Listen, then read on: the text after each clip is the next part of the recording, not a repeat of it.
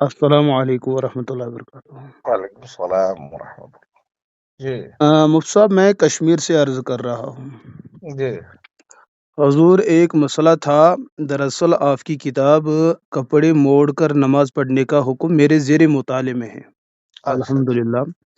ایک نقطہ ہے کہ جس کے بارے میں اپنے اطمینان کے لیے میں نے آپ کی طرف رجوع کیا۔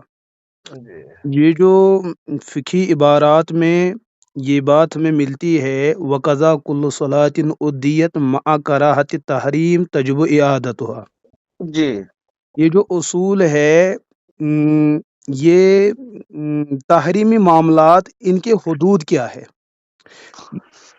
کیونکہ جیسے کہ میں مثال عرض کروں کہ مردوں کے لیے سونے کی انگوٹھی پہننا یا خالص ریشم کا کپڑا زیب تن کرنا، ہوں اس صورت میں اگر انسان نے، کسی مسلمان نے، بالغ نے، مکلف نے ان چیزوں کے ہوتے ہوئے نماز ادا کی، ہوں تو اس پہ بھی اتفاق ہے کہ یہ بھی مکروہ تحریمی عمل ہے۔ تو اس صورت میں کیا ان کی نماز کا اعادہ لازم ہے؟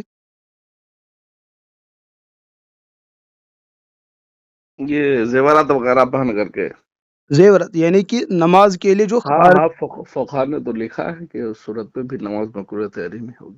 نہ حضرت، تحریمی تو ہے لیکن اعادہ صلات کی بات ہے۔ ہاں یہ ہے، اعادہ صلات کی بات حضرت اس اگر اس اس حوالے کے سے، لیے تھوڑی سی تفصیلات ہے۔ یہ کچھ مکروہ تحریم ایسی ہے جس پر اعادہ نہیں ہے، اور کچھ میں ہے۔ تو وہی اس میں کے اصل میں یہی نقطہ میں سمجھنا چاہتا ہوں کہ اس یہ کے لیے ایک رسالہ ہے میرے پاس، جی حضرت۔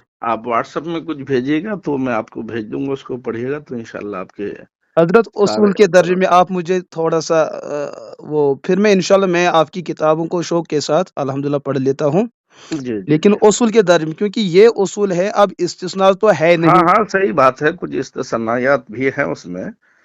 تو اب کس دلیل پہ ہم کسی چیز کو مستثنا کرتے ہیں؟ کیونکہ جبکہ یہ سب چیزیں جو ہے غیر منصوص ہے اس جی جی حوالے سے۔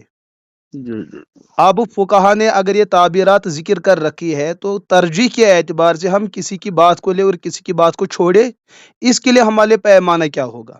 نہیں، وہ بھی فقہا کی عبارات ہی ہیں، جن چیزوں کو ان لوگوں نے معیار بنایا ہے جی اسی پر ہم لوگ کو عمل کرنا ہوگا۔ ہم لوگوں کے لیے سمجھے کہ وہ معاملہ سماعی ہے، جی کہ فقہا نے جن چیزوں کے بارے فرمایا کہ یہ ایسی کراہت ہے جس سے نماز واجب الاعادہ ہے، جی تو اس پر وہی حکم نافذ ہوگا۔ اور اگر کچھ ایسی کراہتیں ہیں جس کی وجہ سے فقہا نے فرمایا کہ نماز ہو جائے کہ واجب الاعادہ نہیں، تو ٹھیک ہے۔ یعنی جو میں جس نے کا مثال عرض کی، آپ کا جی فرمان یہی ہے کہ اس صورت میں بھی نماز کا ہاں، اعادہ اس لازم صورت میں ہوگا؟ تو اعادہ ہے۔ انگوٹھی، سونے کے زیورات، اس پر تو فقہا نے صراح دعائے شریعت میں بھی ہے جی کہ ان حضرت۔ چیزوں کی وجہ سے نماز واجب الاعادہ ہے۔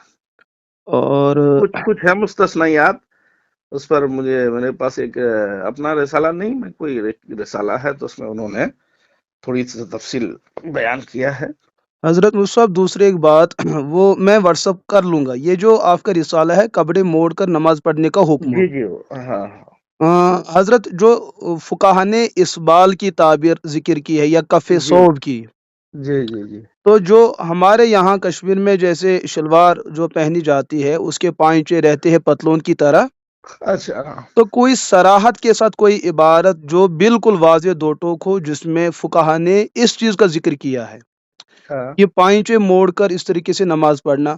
ہم تو لفظ کف صوب کو بہت زیادہ دراز کرتے ہیں، تو اس ہوں صورت میں آج کی ہمارے کشمیر میں جو ٹوپیاں بنی جاتی ہے وہ بھی فولڈ ہوتی ہے، تو ہمارے جو کپڑے یہاں بنتے ہیں اس میں بھی فولڈنگ ہوتی ہے نہیں، ہمارے۔ اصل میں دیکھیے حضرت، فولڈنگ کو پہلے سمجھیے۔ جی شروع میں جو ہم نے تمہیدی کلمات لکھے ہیں جی کہ عرف و عادت میں اس کی وضع کیا ہے، جی اگر فولڈنگ کر کے سلائی کی ہوئی ہے، جی اس کی وجہ ہی اس طرح سے وہاں ویسا پہنا جاتا ہے، ویسا سلا جاتا ہے، جی، تب تو عرف عام کے دائرے میں اس کی وجہ سے کراہت نہیں ہے۔ اب یہ تو پھر روایت میں تخصیص ہم نے کر دی نا عرف کی وجہ سے۔ ہاں نہیں، آپ نے ہاں تو عرف کی وجہ سے تخصیص فقہا نے کیا، بلکہ احادیث میں اس کی مثالیں موجود ہیں۔ عرف عام دلائل میں سے ایک دلیل ہے، وہی مفتی صاحب، جب یہ بات ہے اسباب میں، ستہ میں سے جو آپ پڑھیے گا، جس کی وجہ سے احکام میں رخصت یا تخفیف ہوتی ہے، جی وہ ان میں سے ایک یہ عرف عام بھی ہے، اس یہی کو فقہائی استثناء نے اور بیان فرمایا۔ یہی اسی تخصیص کی وجہ سے جو ہم پائنچے یا نیفوں کے بارے میں کہتے ہیں، ہوں، کسی فقی نے متقدمین متاخرین میں سے جن کا فتویٰ ہمارے یہاں چلتا ہے، بالخصوص احناف کے یہاں، جی جی، انہوں نے پائنچے کا لفظ کسی مقام پہ ذکر کیا ہے صراحت کے ساتھ، کسی جگہ ملتا نہیں ہے۔ ہوں، وہ بات میں عرض کر رہا ہوں کہ وہ کف صوب، اس حوالے سے ہم اس بات کو لے کر اس کے ساتھ ہم کیوں اس کو شامل کر دیتے ہیں، جبکہ فقہا کی کوئی ایک عبارت اس پہ واضح موجود نہیں ہے۔ کہ پینچے موڑنے پر نہیں ہے جی موجود۔ جی، کس نہ صراحت کے ساتھ جہاں پر پائنچے کا لفظ جو ہے استعمال ہوا ہو، جبکہ ہم دیگر روایت میں آپ نے بھی اور اس سے پہلے بھی میں نے ایک دوسرے ساتھی کی ایک کتاب بھی پڑھی تھی، بیان بھی، وہ ہوں، انہوں نے صراحت کے ساتھ یہ بات بھی بتائی کہ پائنچے کو موڑنا بھی حرام مکروہ ہے، مکروہ تحریمی ہے، اور اوپر سے ٹرن کرنا، تو ان ہوں، دونوں صورتوں میں واجب اعادہ صلاح ہوگا۔ اور ہوں، جبکہ روایت میں متعدد شمال ترمیزی میں بھی وہ روایت ہے جہاں پیغمبر علیہ الصلوۃ ایک صحابی سے بتائی ارفع ازارک، اب اگر وہ پائنچے سے نیچے تھا تو دو ہی شکلیں ہیں، یا تو اوپر سے اس کو موڑا جائے یا نیچے موڑے جائے، تو تب بھی وہ کف ثوب ہو جائے گا۔ اور اس صورت میں بھی اگر کف ثوب کا یہی معیار ہے، پھر رسول اللہ علیہ الصلوۃ والسلام نے ارفع ازارک یہ بات کہہ کر اجازت کیوں ان کو فراہم کی؟ نہیں، ارفع ازارک سے آپ نے کیا سمجھا کہ اوپر سے موڑنے کا فرمایا کیا؟ میں کہہ رہا ہوں کہ حضرت میں وہی عرض کر رہا ہوں کہ کیونکہ وہ بات جو آپ بھی فرماتے ہیں یا دیگر ہمارے دیگر مصنفین نے بھی یہ بات لکھی ہے آج کے دور جی میں جی کہ جی، اوپر سے ٹرن کرے اس حالت میں نماز پڑھنا مکروہ ہے، نیچے سے ٹرن موڑ کرے وہ بھی، تو پتہ چلا دونوں اطراف میں ٹرن کرنا موڑنا مکروہ تحریمی ہے۔ ہوں، یہاں پر صحابی کو بتائی گئی ارفع ازارک، یہ تو تب ہی ممکن ہے کہ جب اپنے معیار سے ٹکنے سے نیچے کپڑا ہو۔ اب یا تو ہوں، انہوں نے نیچے سے، کیونکہ اشارت النص اور سے تو یہی بات سامنے آ جاتی، یا تو اوپر سے موڑنا پڑے گا یا تو نیچے نہیں سے نہیں موڑنا نہیں پڑے نہیں، گا۔ سنیے، بہت بار ایسا ہوتا ہے کہ پائجامہ جو پائجامہ باندھنے کی اصل جگہ ہے ناف، جی بات سمجھ رہے ہیں؟ بہت بار ایسا ہوتا ہے کہ تھوڑا سا ناف کے نیچے بھی پائجامہ رہتا ہے، جیسے ہم لوگ عام طور سے باندھتے ہیں جی جی تو حضرت، پائجامہ سرک کر کے تھوڑا نیچے آ جاتا ہے۔ جی جب تھوڑا نیچے آ جاتا ہے تو اس وقت ٹخنا چھپ جاتا ہے پیر کا نیچے کا، جی تو آپ ظاہر سی بات ہے وہ ٹھیک نہیں ہے، دوسرے جی حدیث کی وجہ سے ٹخنا چھپانا نہیں چاہیے۔ جی تو اب اسی کو ہم لوگ جب اوپر کر لیتے ہیں بغیر اوپر موڑے ہوئے ناف کے اوپر کر لیتے ہیں تو ٹخنا نہیں چھپتا ہے۔ تو ارفع ازارک میں یہاں موڑنا لازم نہیں ہے، جی، ہو سکتا ہے کہ نیچے آ گیا تو حضور نے فرمایا کہ اس کو اوپر کر لو، یعنی کہ پاجامہ کو ناف یہ سے اوپر کر لو۔ حضرت یہ احتمال ہم کہہ رہے ہیں، نہیں، احتمال نہیں، ارفع کا مطلب کیا ہے؟ وہاں کف کا لفظ نہیں ہے، کف کا لفظ کفا نہیں ہے ازارک اگر بولتے حضور تب ہے کہ پاجامہ کو موڑ لو، حضرت، لیکن جہاں حضور پہ نے فرمایا جہاں کہ ارفع ازارک مفصب یعنی اس کو اوپر کر لو۔ مفصب جہاں پر فقہی عبارت ہے جیسے فتح القدیر، وہاں پہ ہے کف سب، انہوں نے لفظ رفع سے ہی اس کا ترجمہ کیا ہے۔ جی، کنز الدقائق ہے وہاں پر جہاں مکروہات صلات کی بات ہے، کف سب، انہوں نے آگے جو اس کو رفع صوب سے ہی تعبیر کیا ہے۔ ہوں، تو جہاں پر کف ہے وہاں پر رفع، یہ تو مترادفات فقہا نے تسلیم کر رکھے ہیں۔ ہاں تو ہو سکتا ہے لیکن ہر جگہ وہی مراد نہیں لیا جا صراحت سکتا کے ہے۔ ساتھ مفتی صاحب، میں وہ تنقید کے حوالے سے یہ بات نہیں کہہ رہا ہوں ہاں کہ ہاں، بات صحیح اطمینان ہے، کے اگر لیے آپ کی کہ نگاہ میں اگر اس طرح کے جزیات ہیں تو ظاہر سی باعث ابن تشویش تو ہے۔ حضرت ابن حجر اسقلانی علیہ رحمہ نے فتح القدیر، یہ فتح الباری کے اندر صراحت کے ساتھ جہاں امیر تو ان اسجد علی سبعۃ، ہوں، اس روایت انہوں نے وہاں استثناء کے ساتھ یہ بات صراحت کے ساتھ ذکر کی ہے کہ کف صوب میں پائنچے داخل نہیں ہیں، انہوں نے اچھا، صراحت کے ساتھ یہ لفظ لکھا ہے۔ ہوں، اچھا، ان کے معاصر جو ہے امام بدر الدین عینی علیہ رحمہ، انہوں نے اس پہ رد بھی نہیں کیا ہے، جبکہ امام بدر الدین عینی علیہ رحمہ ان کا ذوق اور جو آپ جانتے بھی ان کا منہج اور مزاج کیا ہے، یا اچھا، آگے دور کے جو بعد میں جنہوں نے بخاری کے حوالے سے اس طریقے سے کام کیا ہے، جہاں خصوصاً احناف اصول اور ضوابط کے بہت زیادہ فکر مند رہتے ہیں، انہوں نے اس عبارت کو بغیر کسی رد اور بغیر کسی اچھا، جرح، چلیے ٹھیک ہے، تو اب ان تمام تفصیلات سے آپ کیا سمجھ میں کیا حضرت آپ نے نتیجہ حاصل کیا ہے؟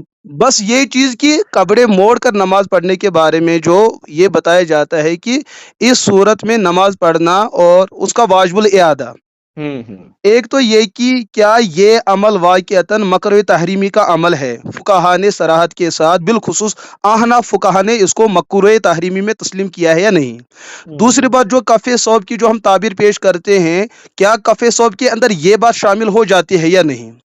तीसरी बात यह है कि अगर इस बारे में हम इसको मकरी तहरीमी मानते हैं तो इब्न हजर अस्कलानी अलैहिर्रहमा इतनी बड़ी मुसलमान शख्स है, उन्होंने सराहत के साथ इस नुक्ते को खारिज कर दिया कि अगर हम दीगर मकामात में कपड़ों को समेटना या दरमियानी नमाज कपड़ों के साथ खेलना कूदना इस तरीके से वो मकरू है, लेकिन ये वाला मामला जो ये मकरूहात में से नहीं है, क्योंकि इजार का टखने से ऊपर होना ये लफ्ज़ों के एतबार से गर्च खबर वाहिद है, लेकिन अमल के एतबार से मुतवातिरात में से है, क्योंकि इसके न करने पे जो है अजाब की वईद है जो उसके कबाइर होने की वाज़ेह दलील है। हम्म। और लेकिन फिर आप उस हदीस बुखारी का क्या जवाब देंगे? वो तो हजरत सिद्दीक अकबर की हदीस जो मैंने नकल की जी कि टखने से कपड़ा नीचे जाना मुतलक वो बाइस वईद नहीं है, नहीं आपकी निगाह में वो सारी जी हदीसें जी होंगी? हजरत, उसमें ना अगर दो तरह मुफ्ती साहब वही बात मैं कह रहा हूँ कि मैंने इस इसलिए मैंने दोनों तरह की हदीसें बयान की है। उसमें चार और चार तरह के मज़ामीन होने चाहिए। इस ठीक है, बार आप इस उससे देखिए, मुफ्ती साहब सुनिए। मैं ये तनकीद नहीं, मैं बस अपने इत्मीनान के लिए मैंने आपसे रुजू किया है, बस जी आप जी, वो ना बेहतर है, आपकी एक बातें अच्छी है, एक लेकिन माबाद के फुका जितने भी हैं इस जमाने के सारे फुका ने उसको शामिल किया है। किस चीज को पायजामा के नीचे और ऊपर से मोड़ने को माँ कफ्फे बात के शौफ फुकहा में से मुराद कौन है? मुराद मतलब इस जमाने के असर हाजिर के जो हजरत मुहक्किकीन है, असर इससे पहले मसला तो मुफ्ती मुफ्ती शफीउल हक साहब ने, हुजूर सदर शरिया ने मुसाब और मुसाब मलिक उल उलमा ये ने, इन हजरात ने लिखा है। मुसाब ये मैं मेरा जो जोक है बहसियत तालिब इल्म के जी जी जी जी, मामला तो ये आज का नहीं है, हाँ हाँ, क्योंकि जब भी बिल्कुल। हम कुतबे अहादीस में किताब लिबास को पढ़ते हैं वहाँ इजार का लफ्ज़ है, सराविल का लफ्ज़ है, इसी हाँ, तरीके से यानी कि ये चीज़ें जो है उस ज़माने के अंदर भी ज़ेर इस्तेमाल थी, जी जी जी। तो इसके तकाजे उस ज़माने में मौजूद थे, हम्म। तो उस अच्छा, ज़माने के अंदर भी ये अल्लामा मामला अल्लामा शामी की एक बात और, उसमें आप शायद उस किताब में है या नहीं, लेकिन जो आपकी निगाह में होगा, जी क्या आपने कफ्फे शौफ से क्या समझा? आस्तीन तो समझा है बहरहाल। आस्तीन हम हमारे माहौल में तो वो तो हम बाजू ठीक के ठीक है, आस्तीन को लेते हैं। अब मैं आपको बात बता रहा हूँ, ठीक है, अगर आप उस कफ्फे शौफ की सारी हदीस को सिर्फ आस्तीन तक महदूद करते हैं, जी ठीक है, जी तो आस्तीन में अल्लामा शामी ने, देखिएगा फतवा शामी जुजिया भी मौजूद है, मुतलक आस्तीन मोड़ने को भी उन्होंने मकरूह नहीं कहा। उन्होंने आस्तीन आधी कलाई से ऊपर हो, कम से कम 2-3 फोल्डिंग हो, तब मकरूह है। नहीं हजरत उन्होंने आगे उसका रद्द पेश सुन किया है। तो लीजिए ना मेरी बात पहले। जी लेकिन उन्होंने लिखा कि अगर एक फोल्डिंग हो, जी अगर एक ही फोल्डिंग हो सिर्फ जी वजू के बाद एक फोल्डिंग, तो का उसको मकरूह तहरीमी में शुमार नहीं किया। वो कहते हैं आदतन चूंकि ऐसा होता है जी कि एक रह जाता है, इसकी वजह से नहीं। 2-3 फोल्डिंग हो, निस्फ कलाई तक हो, तब मकरूह। फिर उन लोगों ने ये तखसीस कहां से की है? वही तो मैं हजरत मुफ्ती साहब यही ना मसला ये हमारी अल्लामा बात का शामी नहीं, ने रद्दुल मोहतार के अंदर बजाबता ये चीजें मौजूद है। मैं वही मुफ्ती साहब अर्ज कर रहा हूँ। अब अगर यहाँ पर रिवायत मुतलक थी तो तखसीसात कहाँ से आ गई? अब अगर जाहिर सी बात जी। अगर इन्होंने तखसीसात को यहाँ तक लिया है हम्म, तो इन मुतकद्दिमीन बल्कि पिछली 12 सदी तक जिनके हमारे यहाँ फतवा चलते हैं, बाद के जी उलमा तो बहरहाल उसमें मुख्तलिफ मनहज है जिसमें हम ये कहेंगे कि मैं उनकी बात नहीं लेता, जो हमारे यहाँ मुत्तफक अलैह उलमा और जिनका फतवा चलता है जी जी जी। उनमें से किसी एक ने भी बस सराहत ये बात नहीं लिखी इसमें पांचे दाखिल है। हम्म, बाकी जो उन्होंने मशमुलात जिक्र किए उसमें उन्होंने किसी को खारिज किया किसी को दाखिल किया, लेकिन ये बात तो न अव्वल दौर में कभी इसके अंदर शामिल थी न इनके दौर में इस बात को जेर बहस लाया गया, जबकि इसके असबाब और दवाएं हर जमाने के अंदर मौजूद थे। मैं बस रिसाले के हवाले से चूंकि मैंने इस वजह से आपसे राब्ता किया कि मुझे जी जी और जी, इत्मीनान अच्छी हासिल हो अच्छी कि अच्छी बात सराहत है। के साथ एक जुजिया मिल जाए, तो हम मैं भी अपना ज़ोक ये बनाऊं कि मेरा तो इस मामले में ये कि मैं इस मसले को सराहत के साथ इस वजह से अवाम के सामने अर्ज नहीं कर पाता हूं क्योंकि अभी इत्मीनान नहीं हो पा रहा है। आप इत्मीनान के लिए कोई नुक्ता अर्ज कर दीजिए कि हम इसको कफ़े सौब के अंदर कैसे शामिल करें, किस ज़ाब्ते से शामिल करें, फिर हम इसको मकरूह तहरीमी तस्लीम करें। चूंकि कपड़े का पहनना ये हमारे नमाज के अरकान में शामिल नहीं है, अरकान में जितना हिस्सा शामिल है वो सत्र औरत है। اور جی یہ پائنچے کا حصہ کھلا رہنا چھوڑے رکھنا نئے ارکان کا حصہ ہے، نئے ان لوازمات کا حصہ ہے کہ جس پر ہم نماز کو موقوف رکھے۔ خارجی چیزوں کے اندر کسی چیز کی تحریمیت پیدا ہو جائے پھر وہ نماز کے اندر ہو جائے، اس میں تو بہت ساری عبارات وہ موجود ہے جس پر اعادہ صلاۃ نہیں ہے۔ اعادہ صلاۃ تو تب ان چیزوں میں ہوگا جو اندرونی نماز کے حصے ہوں گے، ان کے اندر حرمت پیدا ہو جائے تو اس صورت میں اعادہ صلاۃ ہوگا۔ کوئی میلی کچیلے کپڑے پہن کر نماز پڑھے، کوئی تو ان کو یہ فتویٰ نہیں دیتا کہ آپ نے نماز دہرانی ہے۔ کوئی غیر کی زمین پہ نماز پڑھے ان کی اجازت کے بغیر، اس پہ تو کراہت کے بارے میں اتفاق ہے، لیکن اس نماز کو دہرانا، اس کا واجب الاعادہ کرنا، اس کے بارے میں کسی کا فتویٰ موجود نہیں ہے۔ مسجد غیر ملکیتی ہو، حکومتی قبضے کا ہو، عوام نے قبضہ ڈال رکھا، اس میں نماز پڑھنا وہ بھی حکومت کی اجازت کے بغیر، جبکہ اس کو اچھا فقہ مانتے حرام ہے، مکروہ ہے، لیکن اعادہ صلاۃ کا حکم ہے نہیں۔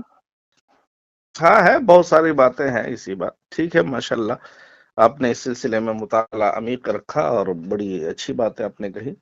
کیجئے، مطالعہ کیجئے، اس پر آپ کو کچھ قلم بند بھی کیجئے انشاءاللہ، اور ہم بھی دیکھتے ہیں انشاءاللہ۔